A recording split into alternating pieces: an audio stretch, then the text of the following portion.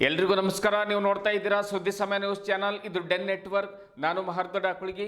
ಮತ್ತೆ ಒಂದಿಷ್ಟು ಹೊಸ ಸುದ್ದಿಗಳನ್ನು ತೆಗೆದುಕೊಂಡು ನಾವು ನಿಮ್ಮ ಮುಂದೆ ಬರ್ತಾ ಇದ್ದೀವಿ. ಈ ದಿನದ ಪ್ರಮುಖ ಹೆಡ್ಲೈನ್ಸ್ಗಳನ್ನು ನೋಡ್ಕೊಂಡು ಬರೋಣ.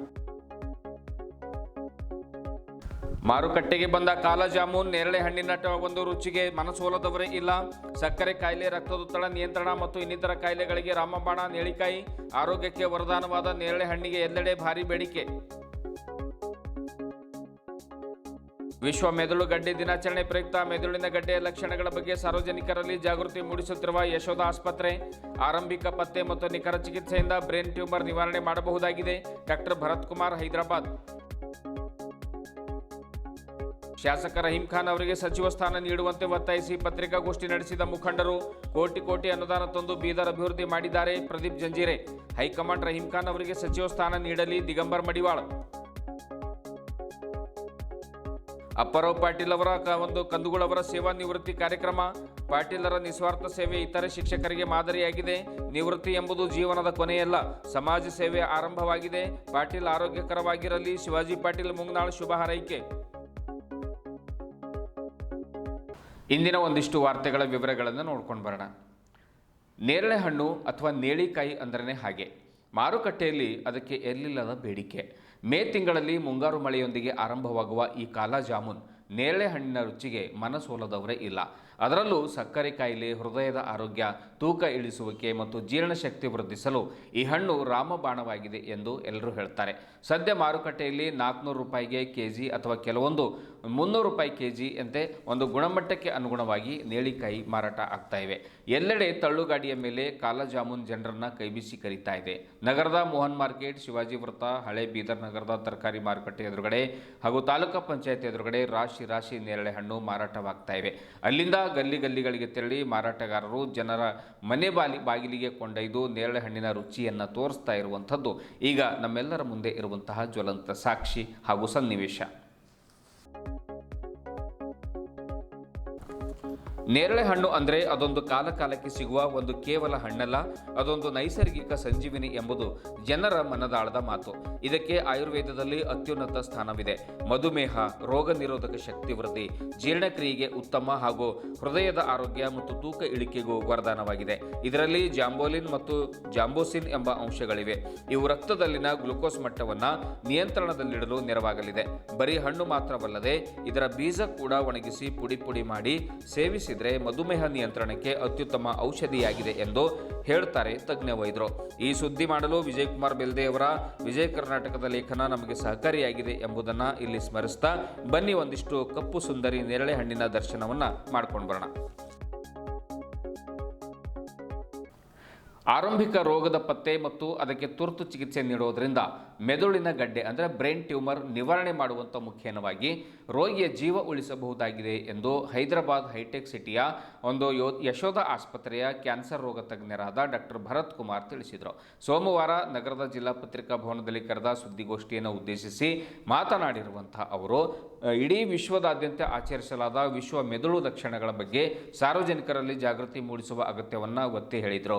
ಮೆದುಳಿನ ಗಡ್ಡೆಗಳು ಯಾವುದೇ ವಯಸ್ಸಿನವರಲ್ಲಿ ಕಾಣಿಸಬಹುದು.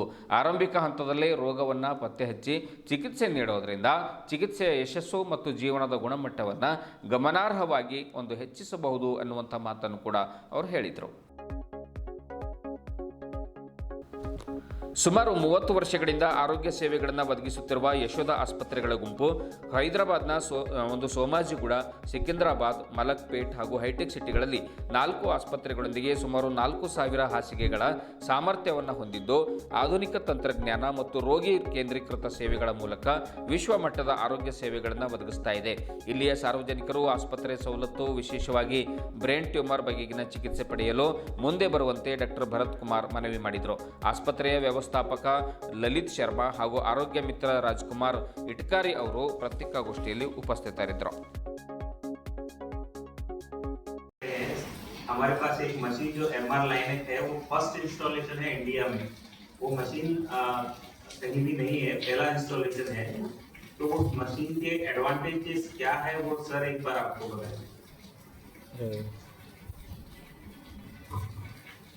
तो mRNA जैसे मैंने बताया वो लीनियर एक्सेलरेटर है, ओके, जिसमें रेडिएशन प्रोड्यूस होता है और वो मेडिकल पर्पस के लिए यूज होता है। तो इंडिया में काफी सारे रेडिएशन सेंटर्स हैं जहाँ पे लीनियर एक्सेलरेटर्स है, लेकिन एमआरआई को इंटीग्रेट करके लीनियर एक्सेलरेटर जो है वो यशोदा में ही पहले बार आया है और 2-3 साल से हम ट्रीटमेंट कर रहे हैं मालिनाक से। तो इसका मेजर एडवांटेज ये है कि जो ट्यूमर्स रहते हैं लाइक ब्रेन ट्यूमर्स या फिर अब्डोमिनल ट्यूमर जैसे लिवर का ट्यूमर या फिर पैंक्रियास का ट्यूमर, ये सब रीजन्स को जो सीटी में इतना क्लियरली नहीं दिखता है।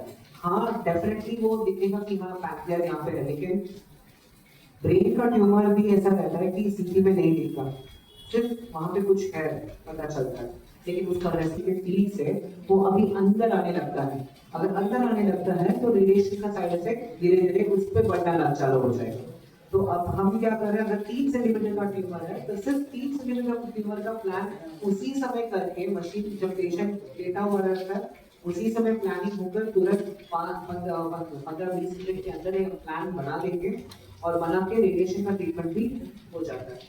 तो ऐसा भी होने का ರೇಡಿಯೇಷನ್ಸ್ ಕೊಟ್ಟಾಗೆಲ್ಲ ಅವ್ರ ಹೆಲ್ತ್ ಗುಡ್ ಟಿಶ್ಯೂಸ್ ಎಲ್ಲ ಇರ್ತಲ್ಲ ಸರ್, ಅವೆಲ್ಲ ಡ್ಯಾಮೇಜ್ ಆಗಿ ಪೇಷಂಟ್ ಹೆಲ್ತ್ ಎಲ್ಲ ಬಹಳ ಇದಾಗುತ್ತೆ, ಹದಗೆಡುತ್ತಲ್ಲ. ಸೊ ಅಂಥದ್ರಲ್ಲಿ ಇದು 100% ಆಕ್ಯುರೇಸಿ ಮೇಲೆ ಎಲ್ಲಿ ಟ್ಯೂಮರ್ ಇದೆಲ್ಲ ಅದನ್ನ ಮಾತ್ರ ಫೈಂಡ್ ಔಟ್ ಮಾಡಿ ಅದನ್ನ ಮಾತ್ರ ಫಿಲ್ ಮಾಡುತ್ತೆ. ಈ ಥೆರಪಿಗೋಸ್ಕರ ಈ ಟ್ರೀಟ್ಮೆಂಟ್ಗೋಸ್ಕರ ನಾವು ಮುಂಚೆ ಎಲ್ಲ ಏನಾದ್ರು US ಹೋಗ್ಬೇಕಾಗಿತ್ತು, ಇಲ್ಲಾಂದ್ರೆ ಜರ್ಮನಿಗೆ ಹೋಗ್ಬೇಕಾಗ್ತಿತ್ತು. ಸೊ ಆ ಒಂದು ಟ್ರೀಟ್ಮೆಂಟ್ ಇವಾಗ ಯಶೋಧ ಹಾಸ್ಪಿಟಲ್ ಹೆಡೆಕ್ ಇದೆ ಸರ್. ಕಾಸ್ಟ್ ಎಲ್ಲೂ ಇಲ್ಲ ಸರ್. ಕಾಸ್ಟ್ ಅದು ಡಿಪೆಂಡ್ ಆಗುತ್ತೆ ಸರ್, ಅಂದ್ರೆ ಟ್ಯೂಮರ್ ವೈಸ್ ಯಾವ ತರ ಇದೆ ಅದ್ರ ಮೇಲೆಲ್ಲ ಕಾಸ್ಟ್ ನಾರ್ಮಲ್.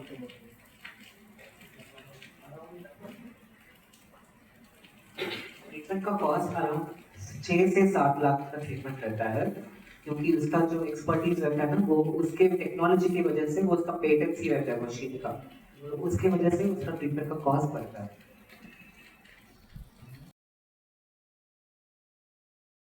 ಕೋಟಿ ಕೋಟಿ ಅನುದಾನ ತಂದು ಶಾಸಕ ರಹೀಂ ಖಾನ್ ಅವರು ಪೌರಾಡಳಿತ ಮತ್ತು ಹಜ್ ಸಚಿವರಾಗಿದ್ದಾಗ ಸಾಕಷ್ಟು ಅಭಿವೃದ್ಧಿ ಕಾರ್ಯಗಳನ್ನು ಬೀದರ್ನಲ್ಲಿ ಮಾಡಿದ್ದಾರೆ. ಆದ್ದರಿಂದ ಮುಖ್ಯಮಂತ್ರಿ DK ಶಿವಕುಮಾರ್ ಅವರು ತಮ್ಮ ಸಚಿವ ಸಂಪುಟದಲ್ಲಿ ಅವರಿಗೆ ಸಚಿವ ಸ್ಥಾನ ನೀಡಬೇಕೆಂದು ಛಲವಾದಿ ದಲಿತ ಹೋರಾಟ ಸಮಿತಿಯ ಅಧ್ಯಕ್ಷರಾದ ಪ್ರದೀಪ್ ಜಂಜೀರೆ ತಿಳಿಸಿದರು. ನಗರದ ಜಿಲ್ಲಾ ಪತ್ರಿಕಾ ಭವನದಲ್ಲಿ ಸೋಮವಾರ ಕರೆದ ಸುದ್ದಿಗೋಷ್ಠಿಯನ್ನು ಉದ್ದೇಶಿಸಿ ಮಾತನಾಡಿರುವಂತಹ ಅವರು, ರಹೀಂ ಖಾನ್ ಅವರು ಜಾತಿ ಧರ್ಮಗಳಾಚೆ ಯಾವುದೇ ಭೇದ ಭಾವವನ್ನು ಮಾಡದೆ ಅಭಿವೃದ್ಧಿ ಕಾರ್ಯಗಳ ಜೊತೆಗೆ ಬೀದರ್ ನಗರವನ್ನು ಶಾಂತಿ ಸೌಹಾರ್ದತೆಯ ತಾಣವನ್ನಾಗಿ ಮಾಡಿದ್ದಾರೆ. ಬೀದರ್ ನಗರಸಭೆ ಅವರ ಅವಧಿಯಲ್ಲಿಯೇ ಮಹಾನಗರ ಪಾಲಿಕೆಯಾಗಿ ಮೇಲ್ದರ್ಜೆಗೇರಿದೆ. ಆದ್ದರಿಂದ AICC ಅಧ್ಯಕ್ಷ ಮಲ್ಲಿಕಾರ್ಜುನ್ ಖರ್ಗೆ, ಕಾಂಗ್ರೆಸ್ ಹೈಕಮಾಂಡ್ ಸೋನಿಯಾ ಗಾಂಧಿ ಅವರು, ರಾಹುಲ್ ಗಾಂಧಿ ಅವರು, ಪ್ರಿಯಾಂಕಾ ಗಾಂಧಿ ಅವರು, ಆಮೇಲೆ ಮಾಜಿ CM ಸಿದ್ದರಾಮಯ್ಯನವರು ರಹೀಂ ಖಾನ್ ಅವರಿಗೆ ಸಚಿವ ಸ್ಥಾನವನ್ನು ನೀಡುವಲ್ಲಿ ಪ್ರಮುಖ ಪಾತ್ರ ವಹಿಸಬೇಕು ಅನ್ನುವಂಥ ಮಾತನ್ನು ಕೂಡ ಹೇಳಿದರು. ಅವರು ಸರ್ಕಾರಕ್ಕೆ ಒತ್ತಾಯ ಕೂಡ ಮಾಡಿದರು. ರಹೀಂ ಖಾನ್ ಅವರು ಮತ್ತು ಸಚಿವ ಈಶ್ವರ್ ಖಂಡ್ರೆ ಅವರು ಜೋಡೆತ್ತಿನಂತೆ ಜಿಲ್ಲೆಯಲ್ಲಿ ಅಭಿವೃದ್ಧಿ ಕೆಲಸಗಳನ್ನು ಮಾಡಿ ಎಲ್ಲ ವರ್ಗದ ಜನರಿಗೆ ಅನುಕೂಲ ಮಾಡಿಕೊಟ್ಟಿದ್ದಾರೆ. ಅಲ್ಲದೆ ಸರ್ಕಾರದಿಂದ ಸುಮಾರು 1,000 ಕೋಟಿಗೂ ಅಧಿಕ ಅನುದಾನ ಜಿಲ್ಲೆಗೆ ತಂದ ರಹೀಂ ಖಾನ್ ಅವರು ಹಲವು ಅಭಿವೃದ್ಧಿ ಕಾರ್ಯಗಳನ್ನು ಮಾಡಿದ್ದಾರೆ. ಇನ್ನೂ ಹಲವು ಕಾರ್ಯಗಳು ಪ್ರಗತಿಯಲ್ಲಿವೆ. ಹೀಗಾಗಿ ಅಲ್ಪಸಂಖ್ಯಾತರ ವಿಷಯ ಬಂದಾಗ ತಪ್ಪದೇ ಶಾಸಕ ರಹೀಂ ಖಾನ್ ಅವರಿಗೆ ಸಚಿವ ಸ್ಥಾನವನ್ನು ನೀಡಬೇಕೆಂದು ಜಂಜೀರೆ ಒತ್ತಾಯ ಮಾಡಿದರು. ಮಹಾನಗರ ಪಾಲಿಕೆ ಸದಸ್ಯ ದಿಗಂಬರ್ ಮಡಿವಾಳ ಅವರು ಮಾತನಾಡುತ್ತಾ, ಕಳೆದ 3 ವರ್ಷಗಳಿಂದ ರಹೀಂ ಖಾನ್ ಅವರು ಸಿದ್ದರಾಮಯ್ಯ ಅವರ ಸಂಪುಟದಲ್ಲಿ ಉತ್ತಮ ಕೆಲಸಗಳನ್ನು ಮಾಡ್ಕೊಂಡು ಬಂದಿದ್ದಾರೆ. ಆದ್ದರಿಂದ ಇಂದು ನಾವು ಕುಂಬಾರ್, ಕಂಬಾರ್, ಸವಿತಾ, ಹರಳೆಯ ಸಮಾಜ, ಮಡಿವಾಳ ಸಮಾಜ ಸೇರಿದಂತೆ ಎಲ್ಲ ದಲಿತ ಪರ ಹಾಗೂ ಸರ್ವ ಸಮುದಾಯಗಳ ಒಕ್ಕೂಟದ ಸಂಘಟನೆಗಳ ವತಿಯಿಂದ ಅವರಿಗೆ ಸಚಿವ ಸ್ಥಾನ ನೀಡಬೇಕೆಂದು ಒತ್ತಾಯಿಸ್ತಾ ಇದ್ದೇವೆ ಎಂದು ದಿಗಂಬರ್ ಮಡಿವಾಳ ತಿಳಿಸಿದರು. ಇದೇ ವೇಳೆ ಮುಖಂಡರಾದ ಪ್ರಮೋದ್ ಚಿದ್ರಿ, ಜಾನ್ಸನ್ ದೊಡ್ಮನಿ, ಪ್ರಶಾಂತ್ ಭಾವಿಕಟ್ಟಿ, ಸುಭಾಷ್ ಹಮಿಲಾಪುರ್, ಮುಕ್ತಿ ಮಾಳೆಗಾಂವ್, ಸುನೀಲ್ ಭಾವಿಕಟ್ಟಿ ಸೇರಿದಂತೆ ಇನ್ನಿತರರು ಉಪಸ್ಥಿತರಿದ್ದರು. ಮಂತ್ರಿಮಂಡಲದಲ್ಲಿ ಸ್ಥಾನ ಕೊಟ್ಟಿದ್ದ ಸಲುವಾಗಿ ಬೀದರ್ ಜಿಲ್ಲೆ ಎಲ್ಲರ ಜೊತೆಯಲ್ಲಿ ಕಲ್ಯಾಣ ಕರ್ನಾಟಕದ ಭಾಗದಲ್ಲಿ ಅತಿ ಹೆಚ್ಚಿನ ಸಂಖ್ಯೆಯಲ್ಲಿ ಕಾಂಗ್ರೆಸ್ ಪಕ್ಷಕ್ಕೆ ಬಲಪಡಿಸುವಂಥ ಕೆಲಸ ಈ ಕಲ್ಯಾಣ ಕರ್ನಾಟಕದಲ್ಲಿ ಆಗಿದೆ. ಸಂಸದರಾಗಿರ್ಬೋದು, MLAಗಳಾಗಿರ್ಬೋದು, ಅತಿ ಹೆಚ್ಚಿನ ಒಂದು ಸಂಖ್ಯೆ ನಾವು ಕಲ್ಯಾಣ ಕರ್ನಾಟಕದಲ್ಲಿ ಕಾಂಗ್ರೆಸ್ ಪಕ್ಷ ಕೊಟ್ಟಿದ್ದೀವಿ. ಜೊತೆಯಲ್ಲೇ ಈಗ ನಮ್ಮ ಬೀದರ್ ಭಾಗದಲ್ಲಿ 2009ರಿಂದ ನಿರಂತರವಾಗಿ ನಮ್ಮ ರೆಫರೆನ್ಸ್ ಅವರು ಗೆಲ್ಲುತ್ತಾ ಬಂದು ಸಾಮಾಜಿಕ ಕೆಲಸಗಳು ಮತ್ತು ಬೀದರ್ ನಗರದ ಅಭಿವೃದ್ಧಿ ಕೆಲಸಗಳು ಬಹಳಷ್ಟು ಮಾಡಿದ್ದಾರೆ. ಈ 3 ವರ್ಷದ ಅವಧಿಯಲ್ಲಿ ಸುಮಾರು ಕೋಟಿ ಅಂದ್ರೆ ಒಂದು ಸುಮಾರು ಒಂದು 1,000 ಕೋಟಿ ಮೇಲ್ಪಟ್ಟು ಗ್ರ್ಯಾಂಟ್ ತಂದು ಈ ನಗರ ಮತ್ತು ಬೀದರ್ ಜಿಲ್ಲೆ ಒಂದು ಅಭಿವೃದ್ಧಿ ಕೆಲಸ ಮಾಡಿದ್ದಾರೆ. ಇನ್ನೂ ಕೆಲಸಗಳು ಪ್ರಗತಿಯಲ್ಲಿವೆ. ಇನ್ನೂ ಕೆಲಸಗಳು ಕೆಲವು ಆರಂಭವಾಗಿವೆ, ಇನ್ನೂ ಸ್ವಲ್ಪ ಆರಂಭ ಆಗಬೇಕಾಗಿತ್ತು. ಈಗ ನಮ್ದು ಏನು ಸರ್ಕಾರದ ಒತ್ತಾಯ ಏನಪ್ಪ ಅಂದ್ರೆ ಅಲ್ಪಸಂಖ್ಯಾತರ ಒಂದು ಓಟಿದೆ ಅಥವಾ ಅಲ್ಪಸಂಖ್ಯಾತರ ಗುಂಪಿದೆ, ಅದು ಗಮನ ತಿಳಿಸ್ಕೊಂಡು ನಾವು DK ಶಿವಕುಮಾರ್ ಮಾನ್ಯ ಮುಖ್ಯಮಂತ್ರಿ ಕರ್ನಾಟಕ ಸರ್ಕಾರ ಮಂತ್ರಿಮಂಡಲ ಸನ್ಮಾನ್ ರಹೀಂ ಖಾನ್ ಮಾಜಿ ಸಚಿವರು ಅವರನ್ನು ಸಚಿವ ಸ್ಥಾನ ನೀಡಲು ಒತ್ತಾಯವಾಗಿ ಇವತ್ತಿನ ಬೀದರ್ ಉತ್ತರ ಕ್ಷೇತ್ರದ 2000ರಿಂದ ಬಾರಿ ಶಾಸಕರಾಗಿ ಹಾಗೂ ನಿಭಾಯಿಸಿದ್ದಾರೆ. ಕಳೆದ 3 ವರ್ಷಗಳಿಂದ ಸನ್ಮಾನ ಶ್ರೀ ಸಿದ್ದರಾಮಯ್ಯ ಸರ್ಕಾರದಲ್ಲಿ ಕಲ್ಯಾಣ ಕರ್ನಾಟಕ ಭಾಗದಲ್ಲಿ ಅಲ್ಪಸಂಖ್ಯಾತ ಧ್ವನಿ ಎತ್ತಿ ತಮ್ಮ ಉತ್ತಮ ಸೇವೆಯನ್ನು ಸಲ್ಲಿಸಿದ್ದಾರೆ.